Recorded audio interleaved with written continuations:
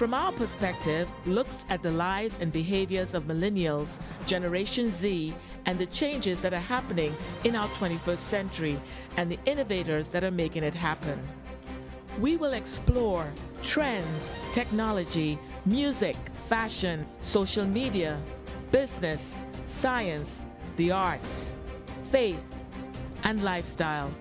We would look at their interests, how are they changing our 21st century, and what is causing market disruptions, and what does that mean? From our perspective, it's not just another talk show. There will be roving reporters from the Caribbean, Europe, and North America. This will be a show of learning, exploring, questioning, listening, and creative ideas. So come join us on Comcast, Verizon, and online.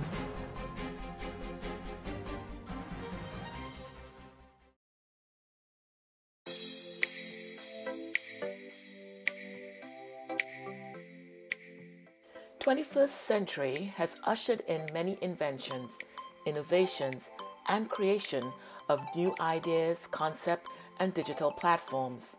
3D printing, increase in building techniques and materials, advancement in science, the arts, and the overall transformation of lives and the way we communicate has permeated our societies by leaps and bounds. Then came 2020, global pandemic, COVID-19. When natural disasters such as tsunamis, earthquakes, hurricanes, tornadoes, wildfires, and nuclear meltdowns that killed thousands and brought so much devastation to many lives and cities around the world, this pandemic brought devastation on a whole different level.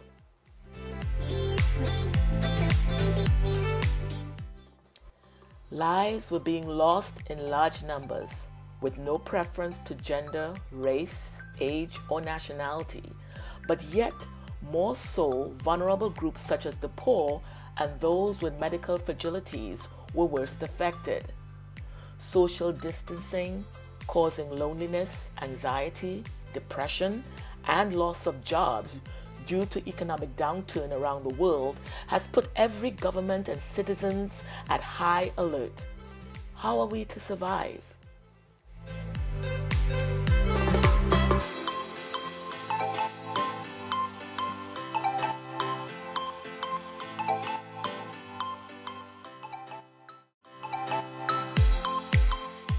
Yet, as unprecedented as these times are, there is hope for new beginnings.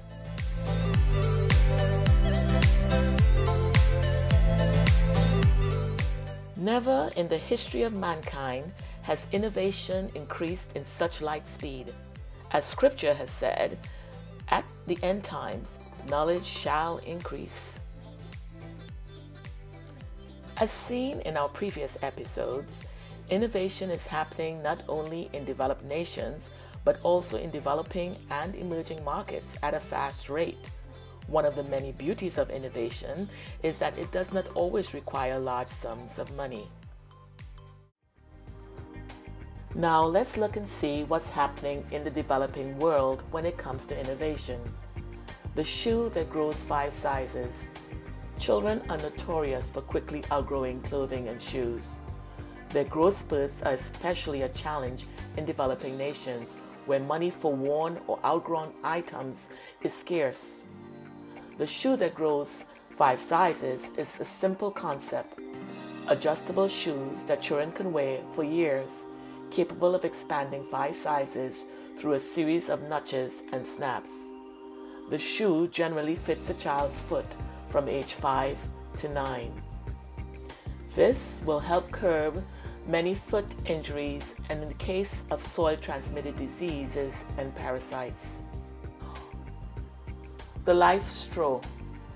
About 783 million people, or 11% of the world's population, lack access to improved sources of drinking water.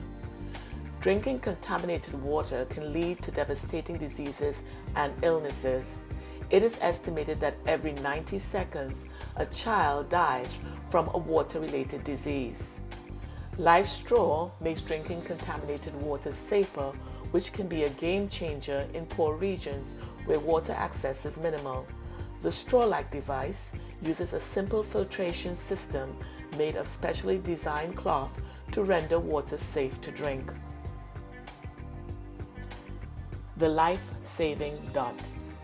In rural India, thousands of women are estimated to have iodine deficiency, which has been linked to breast cancer, fibrostic breast disease, and pregnancy complications. The life-saving dot is an iodine-rich variation on a traditional bindi. It is worn between the woman's eyebrows, just like a bindi, and delivers a wearer with the recommended daily amount of iodine. The life-saving dot only costs 10 rupees or 16 cents for a packet of 30, fitting the budget of women in rural India. The Eco Cooler. In developing areas without electricity, soaring temperatures can leave huts unbearably hot.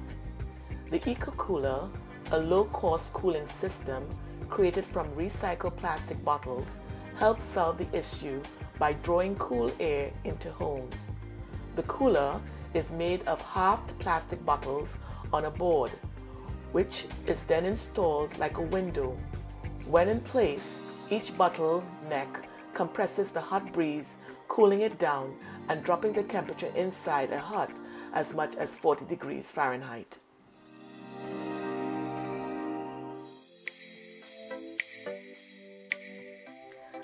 As a people, we were created to be resilient, to adapt to change, to survive. We were built with innate creativity. But, unfortunately, along the way, life can be cruel. People can be cruel. And we lose all sense of hope. Life has broken us. Where once we had the excitement to dream, believe, and visualize a future filled with endless great possibilities, and that inability to create and innovate, life happens in unexpected ways that we stop dreaming or believing in a future that is bright.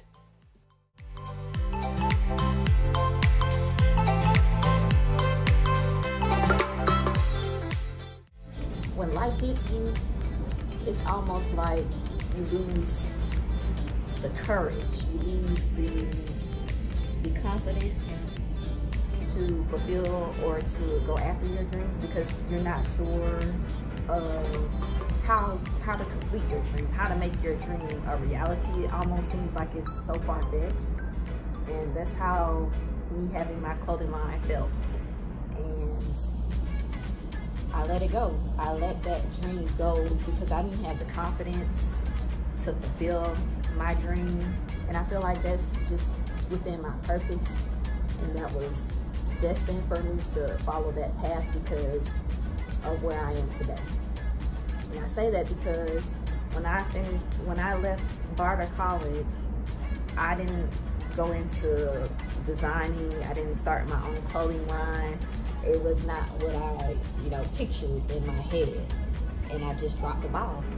And I later, because I still was continuing working in my sister's salon since the age of 16 all the way to my early 20s. And I noticed I was pretty good at doing hair as well, on top of, my creativity as being a designer and my desire to be a model. And it was just like another talent that I had, and it was doing hair. Everything that I've been through has tied into itself. Me wanting to be a model when I was younger, but never being picked for all the competitions that I've been to, for all the different openings or open calls. I was never picked. I was never even selected for like the 10th person, not even, in any kind of way, out of all different stuff. I've even traveled to different places within the country to audition for things, and I was never selected. And to be at this point in life where I have finally found the confidence 9 years later after starting this journey, 9 years later, after stopping, I was able to have the confidence because I realized that there's never going to be the perfect timing. There's never going to be the right time. I realized I had to make the time. I had to make it the right time. I had to make myself just step out on faith. I just had to step out on faith. And I feel like what makes a leader is a person that, with fear in front of them, fearlessly steps out on faith. With a lack of confidence, is able to push yourself and be confident within yourself and find some kind of confidence within yourself to say, hey, why not you? If anybody else can do it, then why not you? And this is something that I'm not asking for somebody else to give to me. This is not something that I am sitting around waiting, auditioning for somebody to do for me. This is me doing for myself. This is me saying that, Vesta, you're good enough. Vesta, you're the bomb. Vesta, you need to get on this. Vesta, you need to do this now. You need to stop waiting for the right time. There's never going to be a right time. Make the time now.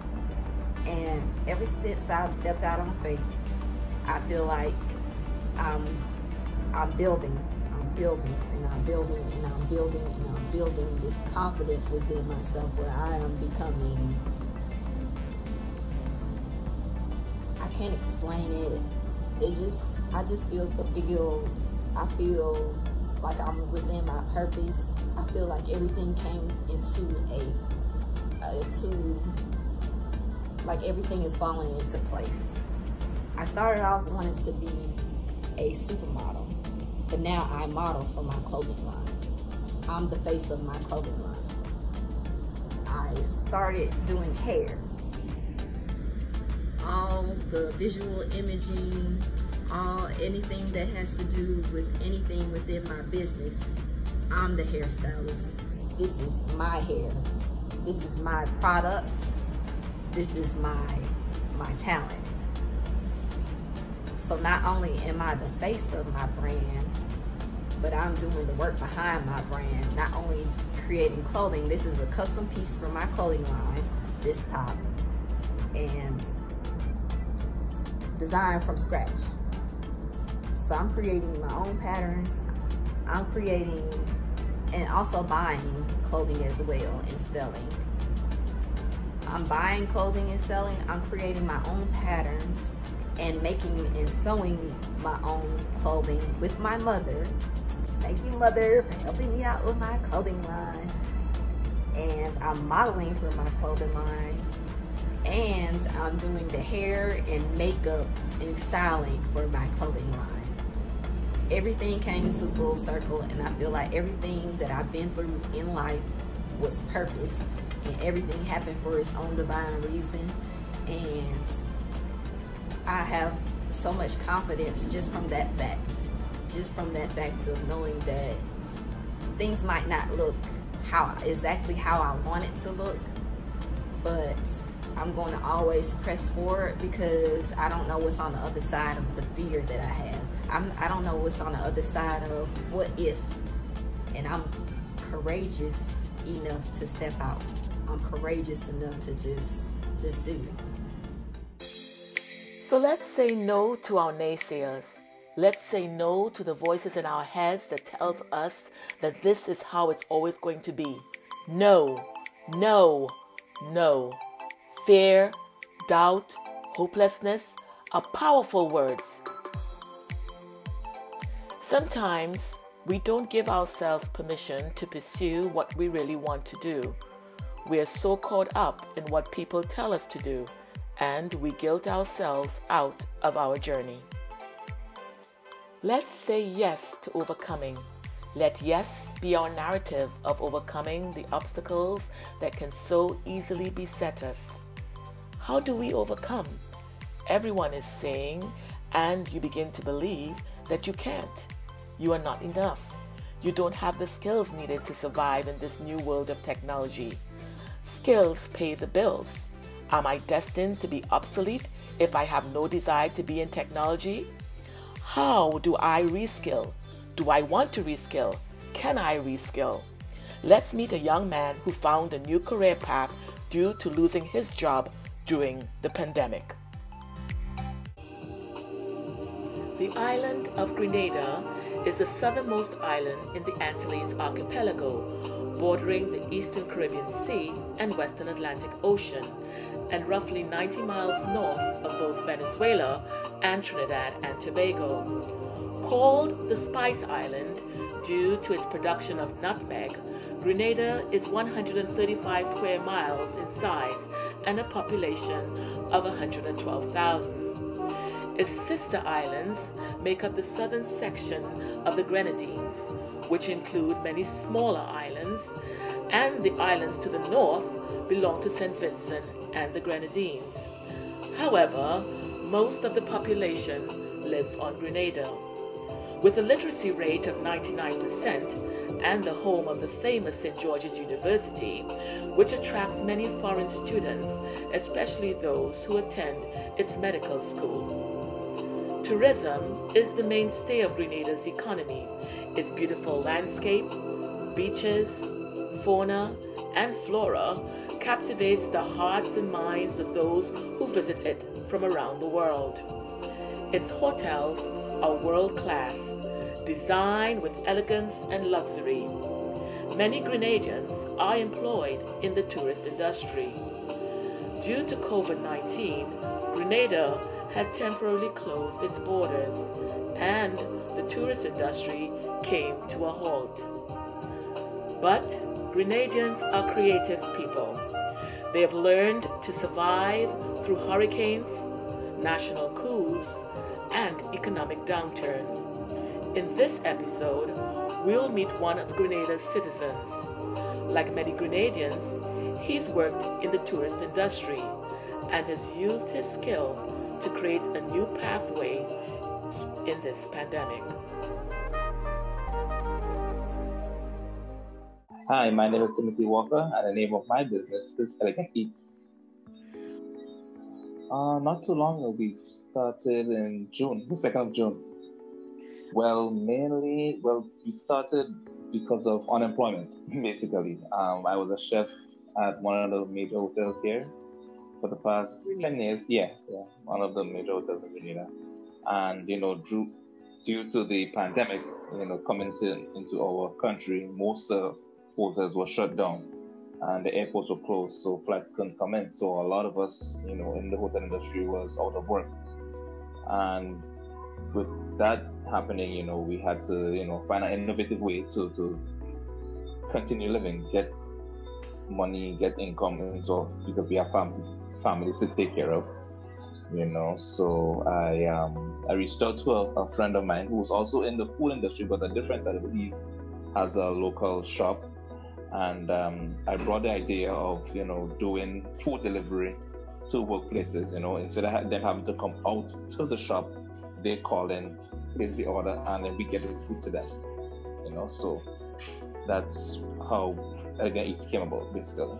It's going good. The business has sustained itself. It's we have up days and down days, but it's not too bad. It's going good. It's a new experience for me in being the business owner side of things. Before I was just the staff and cooking and doing what I have to do, but now I'm cooking, managing, making sure everything's okay.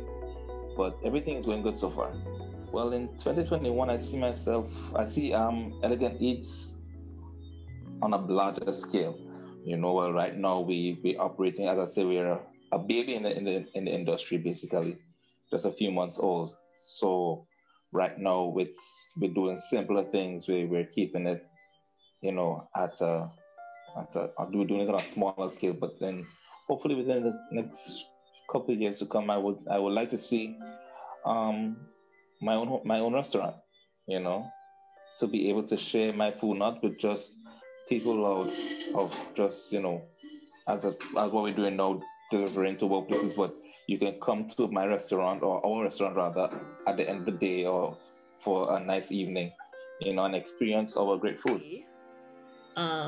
Is the most innovative practice that you have implemented in your venture since you started, and was it successful?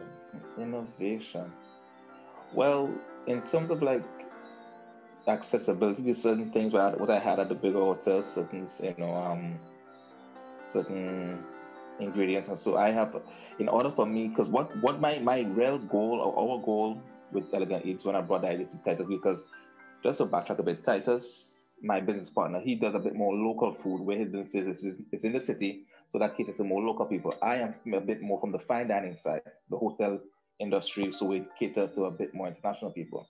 So what I try to do is to take that experience, and bring it out to the locals, bring it to the workplace, and basically planning the menus. We sat down and we had a run through, and it was basically just being able to keep that same kind of restaurant feel, but find it with the local through our local supermarkets and our local producers, because hoteliers will be able to do things on a bigger scale, get things from outside, and able to do that on a grander scale. But us being local on a smaller scale, newly in business, I think that was where the innovation came in, keeping the same that same high-end feel with the local product. Valuable advice. I would tell them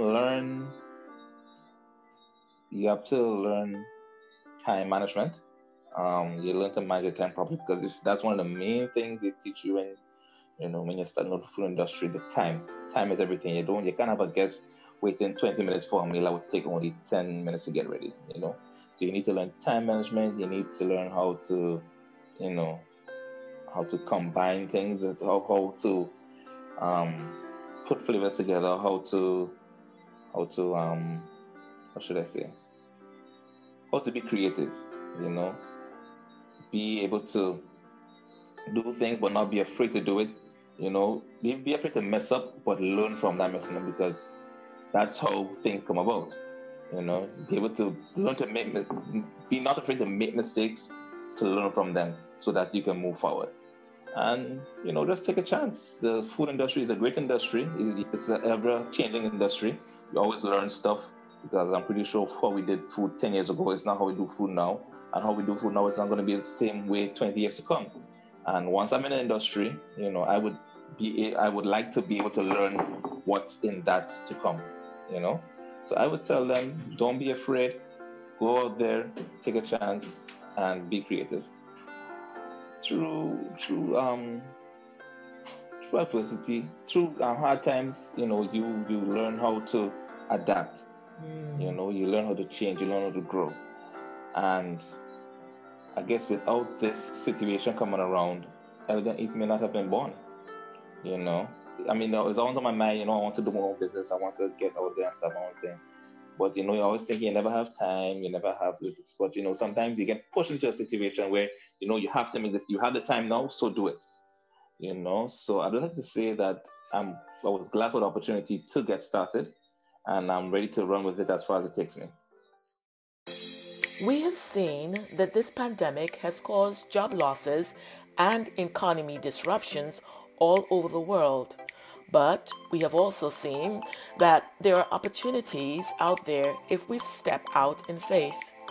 Sometimes it takes a pandemic, a loss of job, and when your back is against the wall, that you have to take that leap.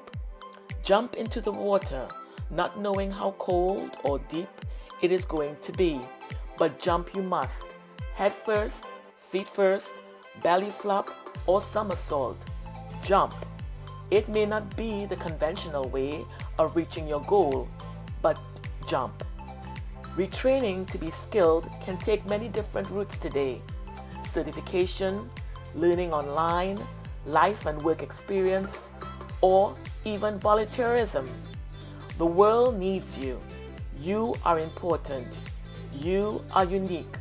There is so much more in you that is good, kind, peaceful, caring, beneficial, creative, and innovative.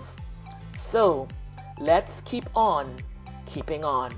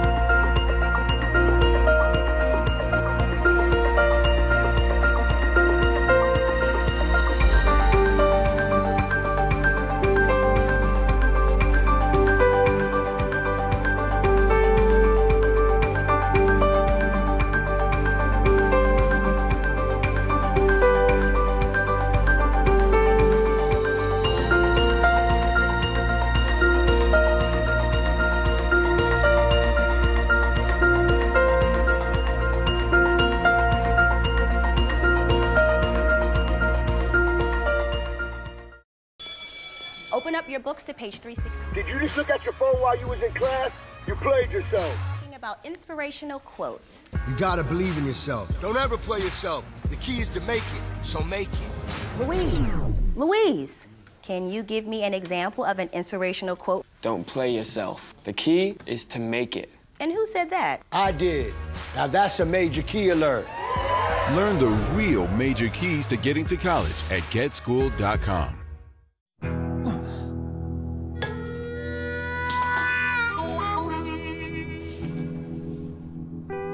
Get caught buzzed driving, and you could do some hard time. Craig, knock it off. Sorry, Mom. It could cost you around $10,000 in fines, legal fees, and increased insurance rates. And that could set you back a few years. Buzzed, busted, and broke. Because buzz driving is drunk driving. Hey, you. Yeah, you. Getting that college education, what are you gonna do? Graduate and take some office job? Be like everybody else? Or will you dare do something different? Like, be a teacher. You could be my teacher. You got the skills. The smarts? Yes, you. You could be the teacher I never forget. That'd be cool. Does that corporate job even have recess? What are you gonna make of yourself? What are you gonna make of me?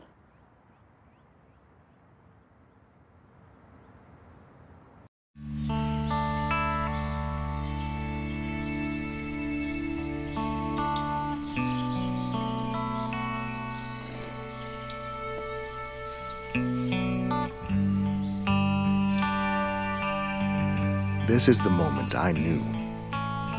His future had no boundaries. There are some moments only the forest can inspire. Find yours at discovertheforest.org.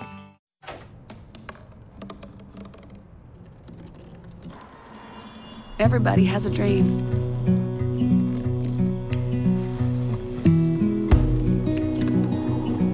Mine was to see the ocean. And with a little help, I made it.